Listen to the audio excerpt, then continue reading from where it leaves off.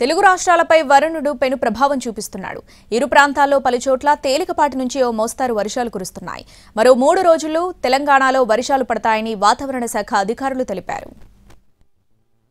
అల్పపీడన ద్రోణి ప్రభావంతో తెలుగు రాష్ట్రాల్లో విస్తారంగా వర్షాలు కురుస్తున్నాయి. ముఖ్యంగా ఏపీలో పలుచోట్ల వర్షాలు కురిసినట్లు అమరావతి వాతావరణ శాఖ తెలిపింది. మరో 2 రోజుల పాటు తేలికపాటి నుంచి మోస్తరు వర్షాలు కురవచ్చని వాతావరణ శాఖ వెల్లడించింది.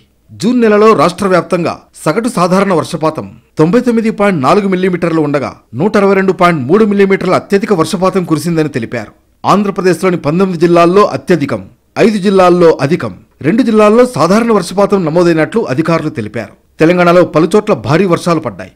మరీ ముఖ్యంగా రాజధాని హైదరాబాద్ను వర్షం కాసేపు అతలాకుతలం చేసింది. తార్నాక, దిల్సుఖ్ నగర్, ఎల్బీ నగర్, ఉప్పల్, హబ్సిగూడ, ఖైరతాబాద్, పంజాగుట్ట, జూబ్లీహిల్స్, అమీర్పేట్, లక్డీ కపూల్, ఎస్ఆర్ నగర్, ఎర్రమంజిల్, జూబ్లీహిల్స్ సహా పలు ప్రాంతాల్లో భారీ వర్షం కురిసింది.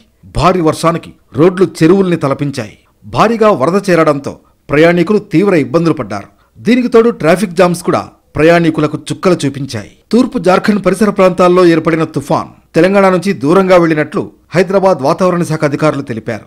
దీని ప్రభావంతో తెలంగాణలోని పలు జిల్లాల్లో తేలికపాటి నుంచి మోస్తరు వర్షాలు కురిసే అవకాశం ఉందని వాతావరణ శాఖ తెలిపింది. రాష్ట్రంలో గంటకు 30 నుంచి 40 కిలోమీటర్ల వేగంతో గాలులు వీస్తున్నాయి.